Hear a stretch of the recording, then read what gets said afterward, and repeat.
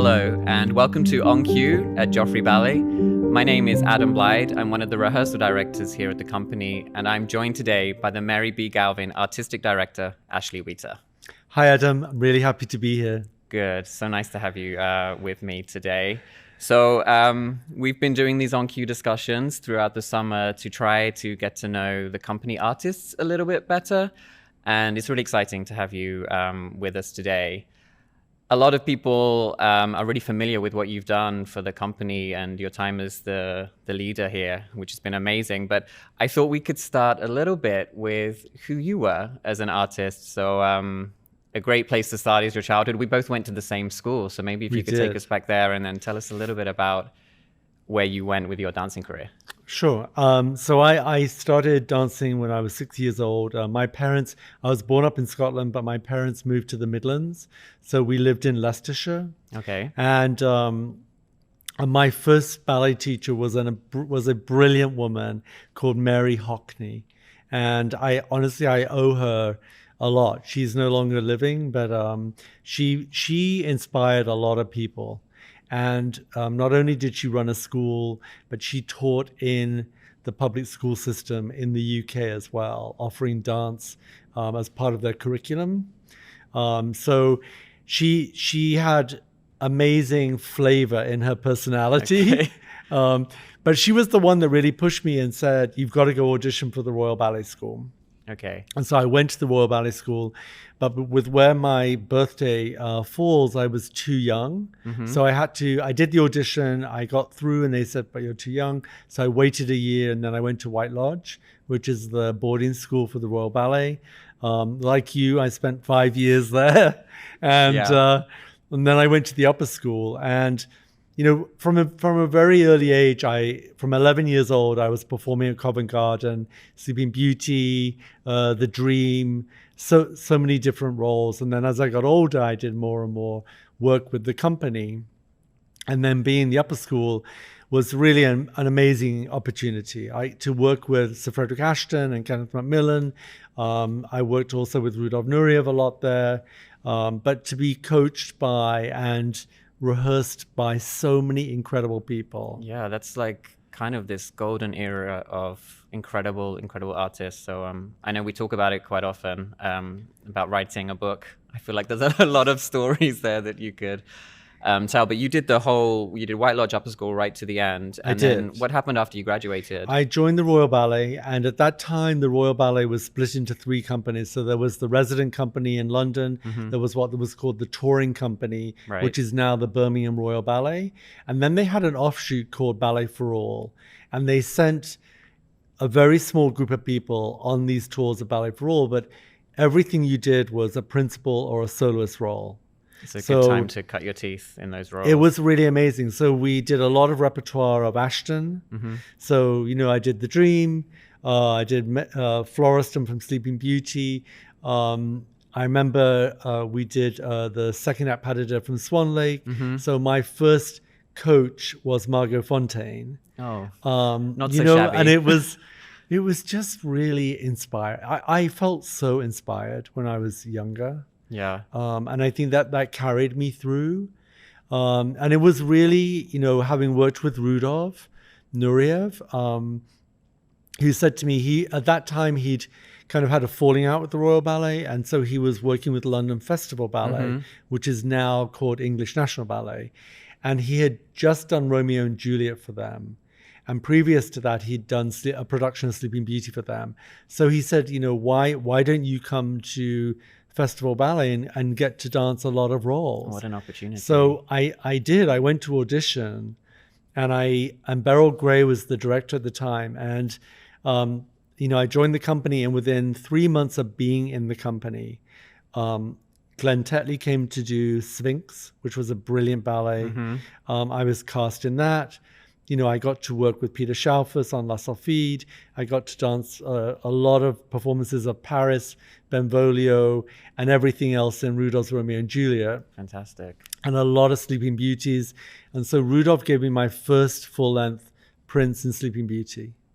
That must have been incredibly exciting and incredibly scary It was too. it was so nerve-wracking. I imagine. It was in Manchester at the Palace Theatre Okay. in Manchester. And at the time, that theatre felt enormous. And Right. I went back there a few years ago, and I couldn't believe the change in the city of Manchester. But the Palace Theatre, I realized, was so much smaller than the theatres Yeah. that I have danced in the rest of my career. Exactly. Once you move on from that, you look back, and Yeah. at the time you're so young and inexperienced, but hungry for that opportunity that it feels overwhelming for a second. But then obviously you went on to a huge international career as well. Well, I think that, after Beryl Gray, John Field, who had been a director of the touring company of the Royal Ballet, took over the London Festival Ballet. And John, he took a group of us, like a really small group of us, and said, these are going to be my next leading dancers. And so the amount of opportunity and nurturing and encouragement, and I have to give a huge shout out here to Elizabeth Anderton, or Betty Anderton, who was a transformative person for me in the classroom, in the studio, and in performance. She was tough, she was caring, and she pushed you to dance at a much higher level. So I felt like the very beginning of my career was so well executed by really brilliant people that believed in me. Yeah, it's like if you have that, you have the talent and you work hard, but if you have the people around you that can really see what perhaps you can't see, and then they guide you forward, it really, Right. especially so early in your career, it really sets you up for what comes next. And I remember being in Royal Ballet School and also having the opportunity to perform with the company and taking Betty's class, and she's just the best. And she also used to teach us in Rambert as well, like such a wonderful truly, woman. Yeah, like a brilliant woman. Yeah. So she gave me a lot, and so did John Field. And I did my first performance of Swan Lake in London. I think I was 20 at the time, and I danced with a wonderful woman from Australia, Jeanette Mulligan.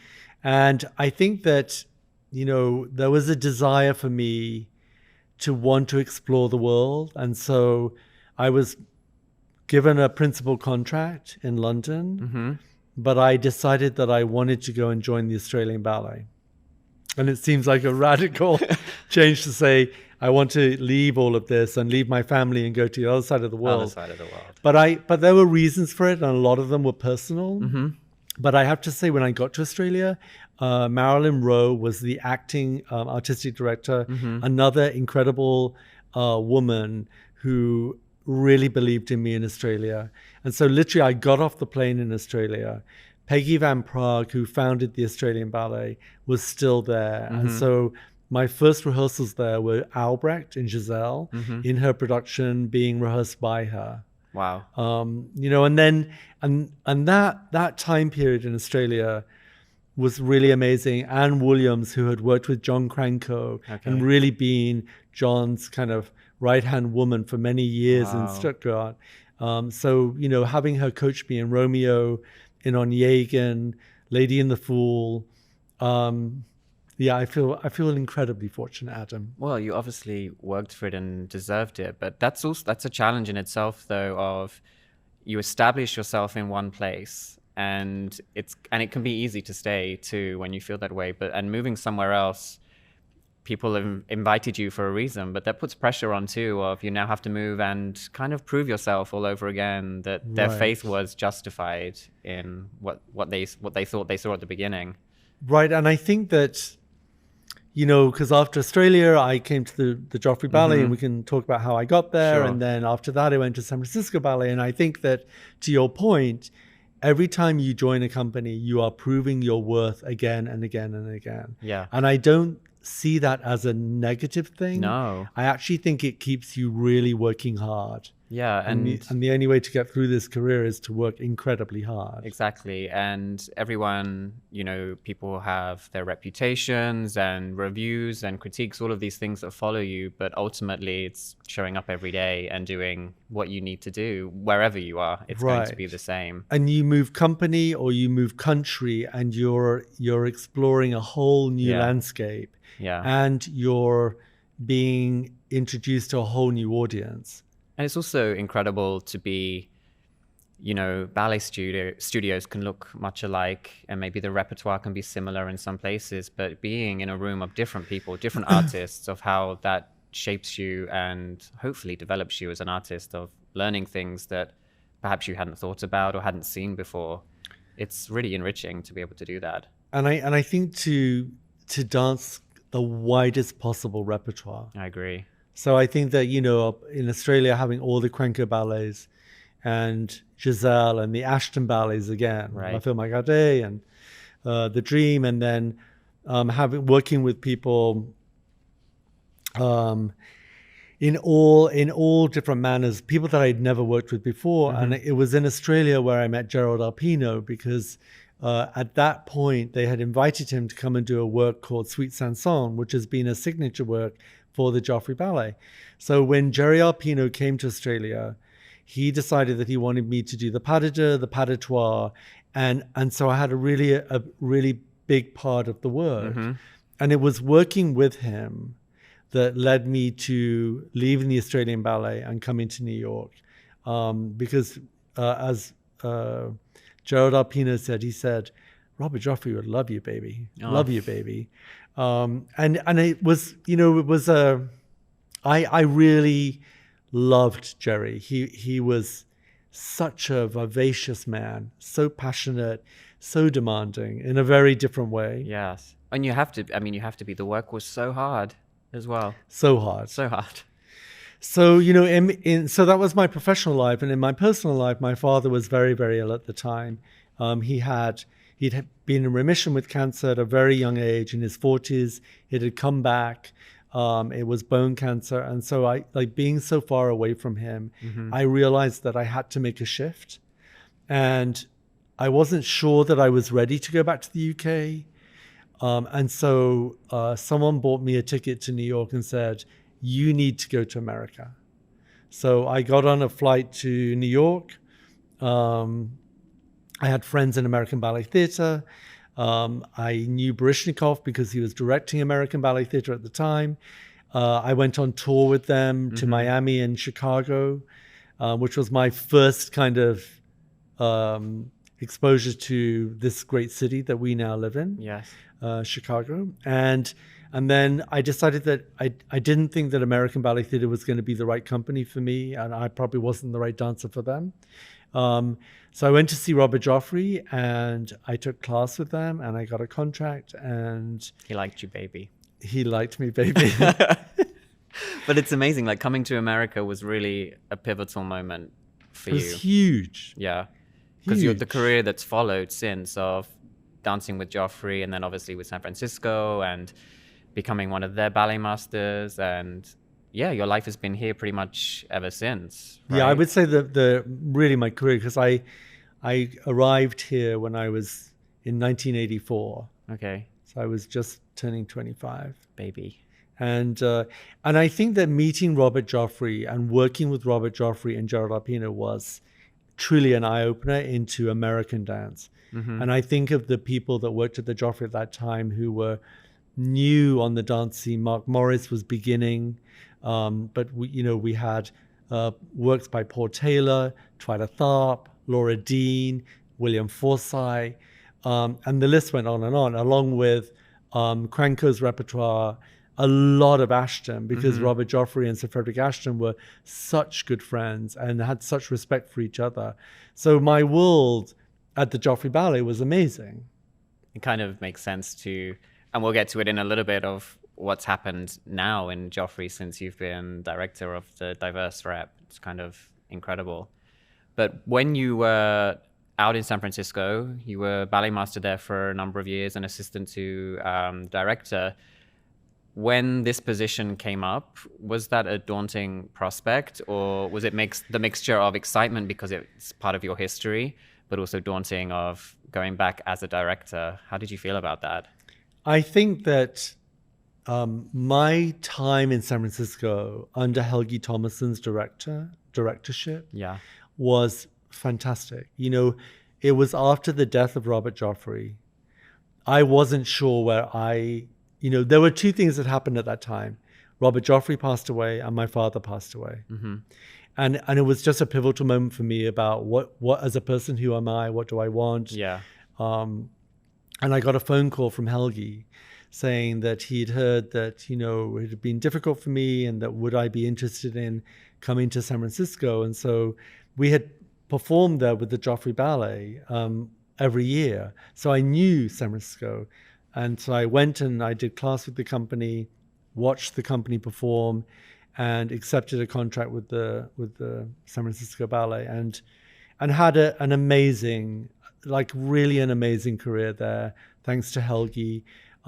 Getting to dance an entire repertoire of George Balanchine, Jerome Robbins, along with Helgi, David Bintley, more Mark Morris work. I mean, it was really incredibly rich. And then, to cut a long story short, I had a terrible accident. I retired from dancing. Helgi said that he really wanted me to stay there, and I became a ballet master, and then I became the assistant to the artistic director.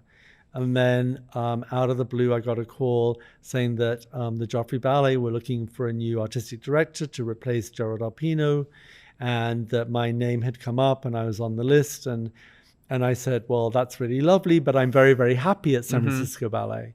And so they moved on with the search. And it wasn't until later in the year, in August, that La Lubavitch and Jay Frankie and David Harrow had started the Chicago Dancing Festival. And so Helgi was not able to bring the company, but I brought a small part of the company to Chicago. And everything kind of came back to me. I hadn't seen the company for many years.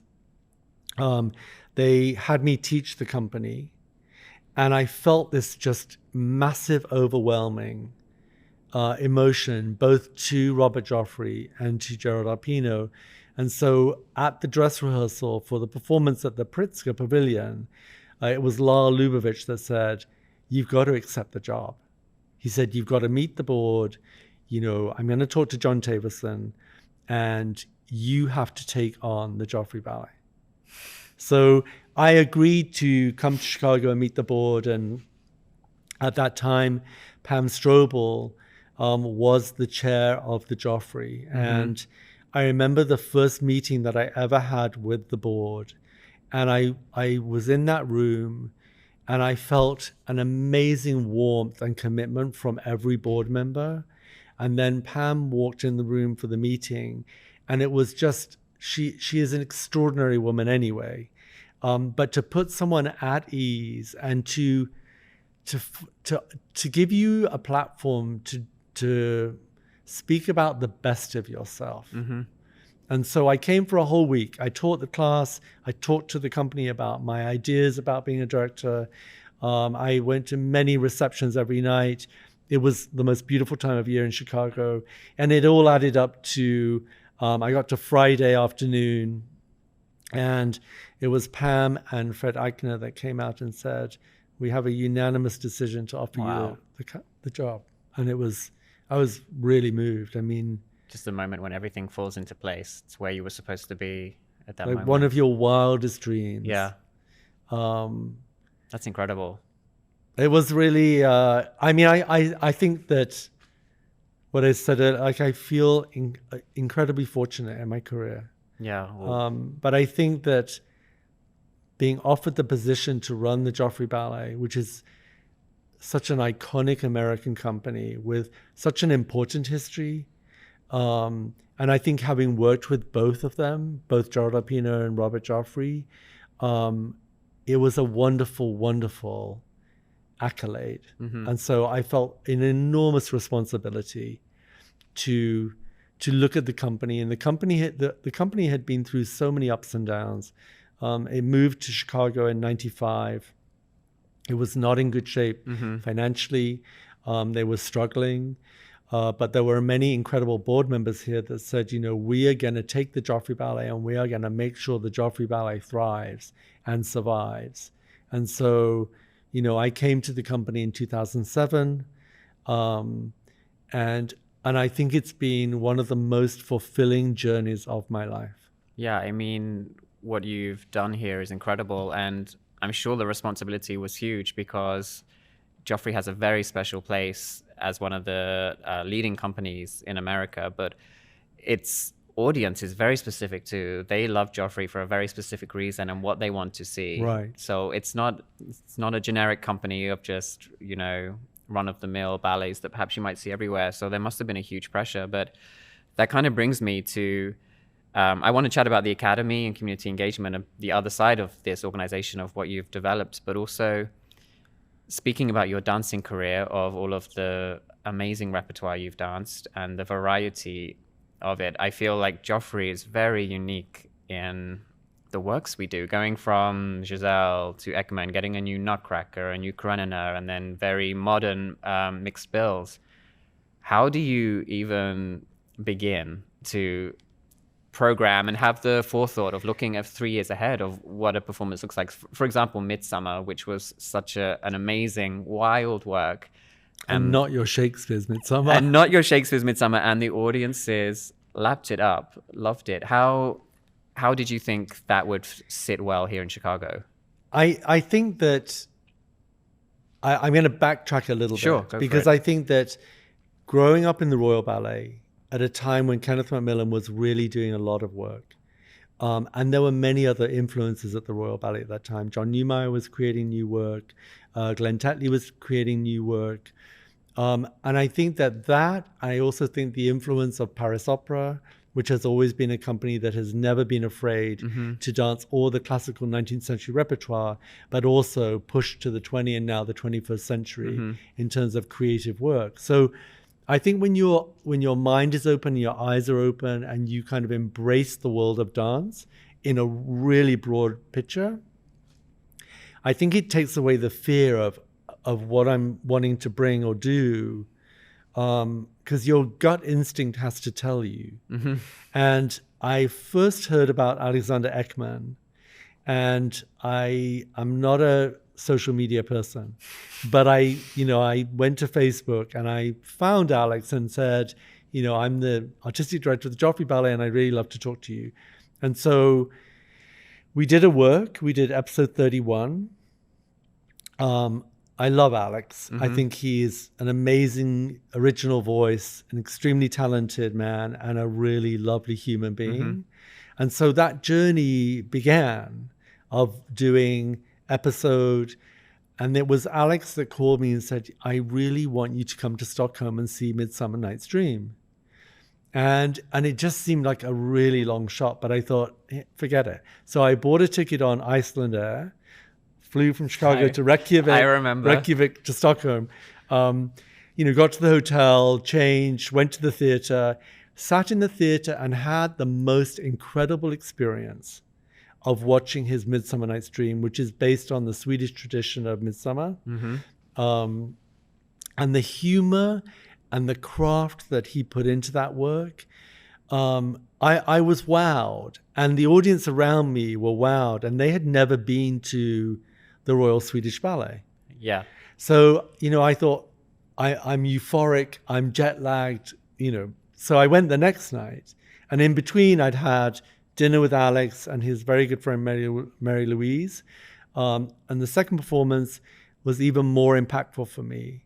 And so Alex and I sat down and I said, you're right. I think Chicago should see this.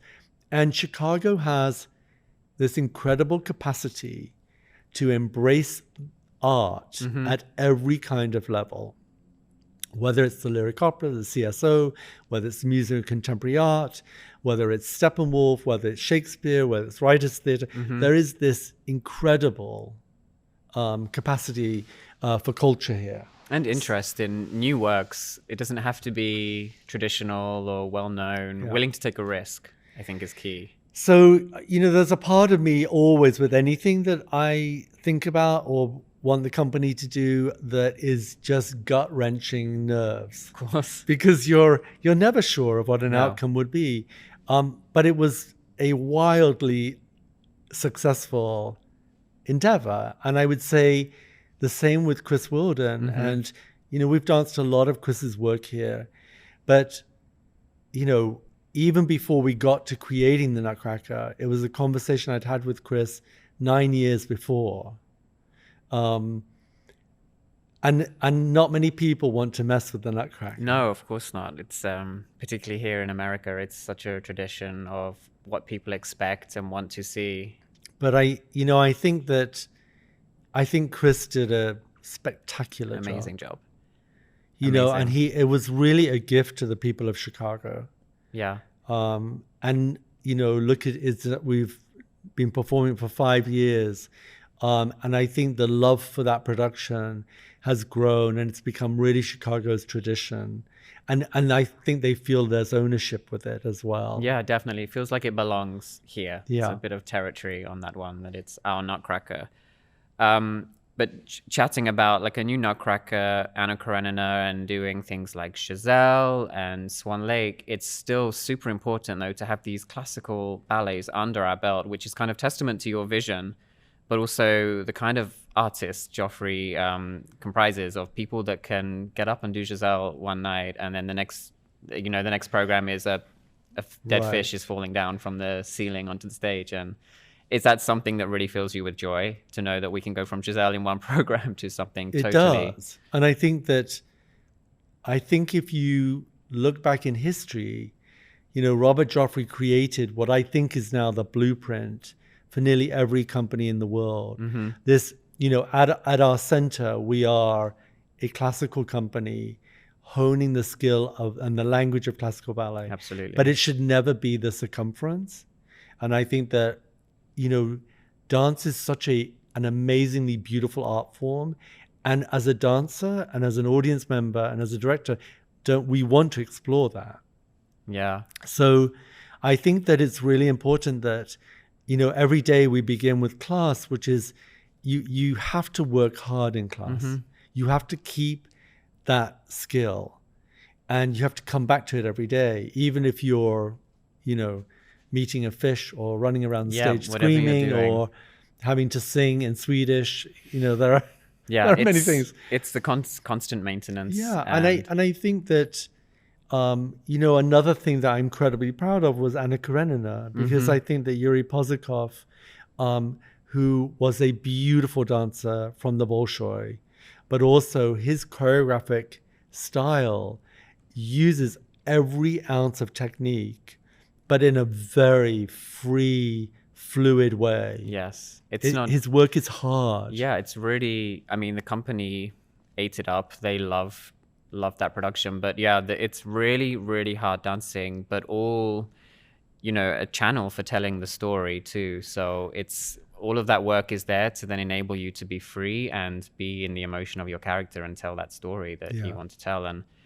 it's really, the dancers are incredible for switching hats and wanting to. And you're right, it's really the blueprint for what a modern ballet dance company looks like.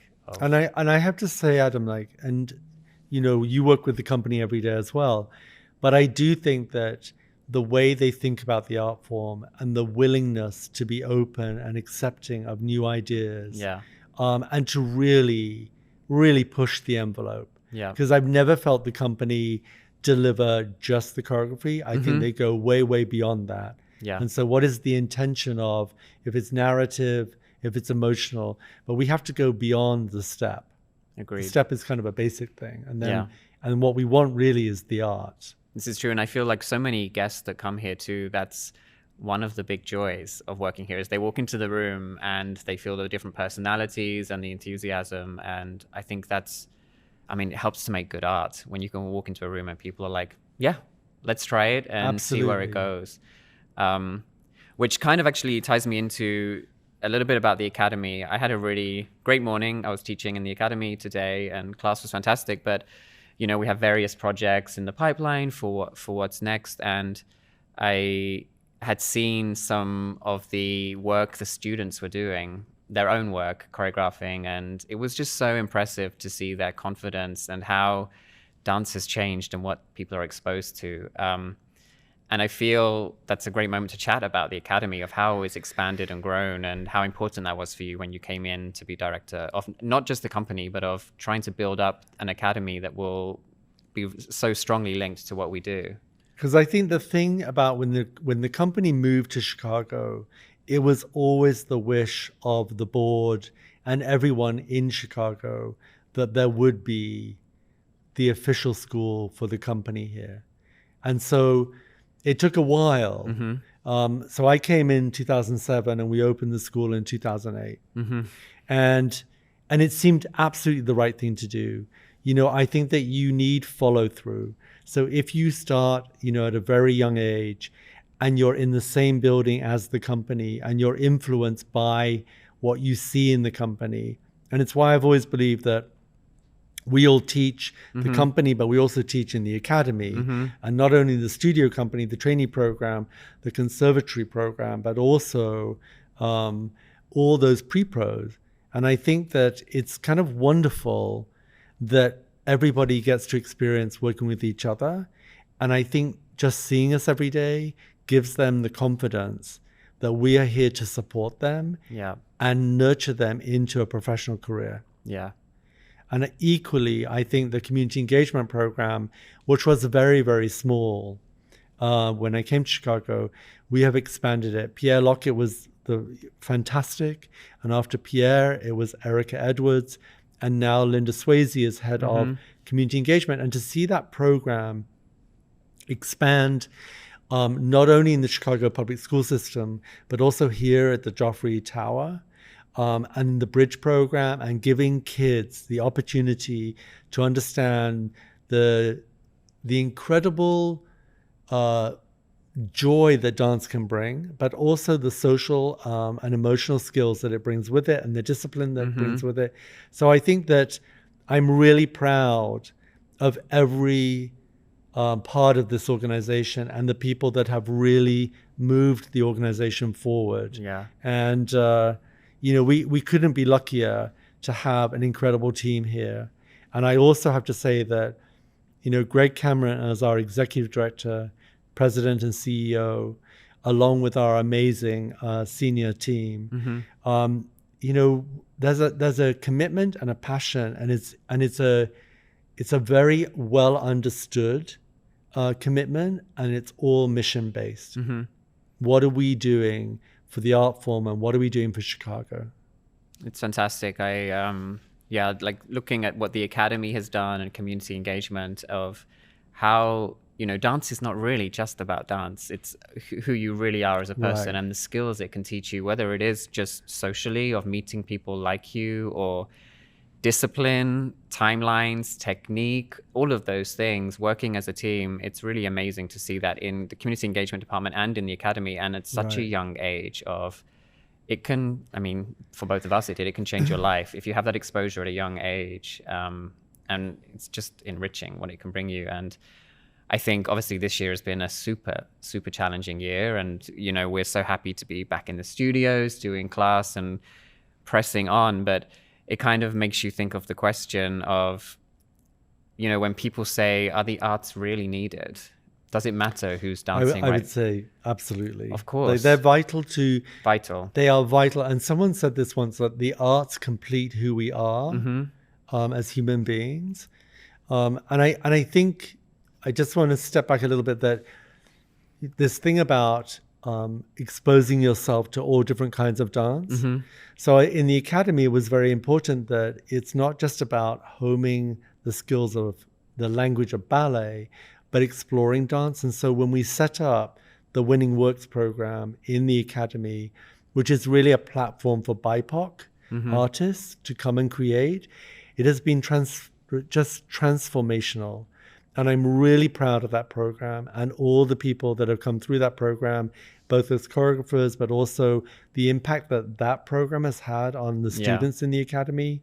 It sets them up for a professional career. And whether it's here at the Joffrey or whether it's another company, you go with an exposure to a really broad picture of what the dance can be. Yeah, it's a fantastic program, and there's been some really great works, and it also feels kind of like a highlight of the year. The Winning Works performances are always absolutely so exciting, of discovering new artists who maybe haven't had such a platform before, and working with great dancers too, hungry students that are really ready absolutely to push. And it was just, you know, so unfortunate that there was really truly 4 great works that were created this year on the Academy, and they never got to perform them because of the pandemic. Right. But I do believe that we will see those works, whether it's next year, because they really, there was extraordinary talent there. And to your point, it has been a year like any other, but I take my hat off to every single person at the Joffrey Ballet. I think of all the Zoom classes that we have given to the company, the hundreds and hundreds that we have delivered every week, to the community engagement programs, to the academy. Yeah. It's really a team. Yeah, it's a good one. Yeah. It's a good team. It's a really good team. Okay, I think we're almost at time, Ash. Okay. So thank you for chatting with me. It's really, really a pleasure. But I'm going to do a last little thing with you. So just to put you on the spot, a little rapid fire round of some questions, because why not, for people to hear some little things about you. So fast as you can. All right. Are you an early riser or a night owl? Early riser. Favorite US city? Chicago. Good answer. Or it would be Santa Barbara or Chicago. That's okay. You can have two. Tea or coffee? Tea. Name an artist that inspired you. I think David Bowie would have to be that one. That's pretty good. It's right up there. Do you have a favorite food? I guess it would be mashed potatoes. So British. Look at that. Do you prefer to text or talk? I prefer to talk, but I'm pretty good with text. London or New York? London. Good. Correct. City life or country life? It's got to be a hybrid. It's got to be balanced. So you can city life. It would be city life, but I need a bit of country. So you can drive a tractor out in I the country. do. I'm very good at driving a tractor. Red wine or white wine? White wine, generally. If you could be an artist but not a dancer, what would you be? I would be a potter. Interesting. Do you go to the cinema alone? Well, I haven't been to any cinemas for For a a long time. while. But I would say no. No. Which sport do you wish you could excel at? I always wanted to be a professional swimmer, and I competed when I was younger. Wow. Can you sleep on planes? Very easily. Breakfast TV or breakfast radio? Breakfast radio. Starters or desserts? Starters. Favorite holiday to celebrate? I actually love Thanksgiving. It's so unmaterialistic, and it's so important to thank each other. Good. Name a place you want to visit. A place that I really want to visit is India. Sounds good. Yeah. Showers or baths? Showers. What was your best subject at school? It was history. Which language would you like to speak? I'd really like to learn to speak French properly. And finally, a martini, regular olives or blue cheese?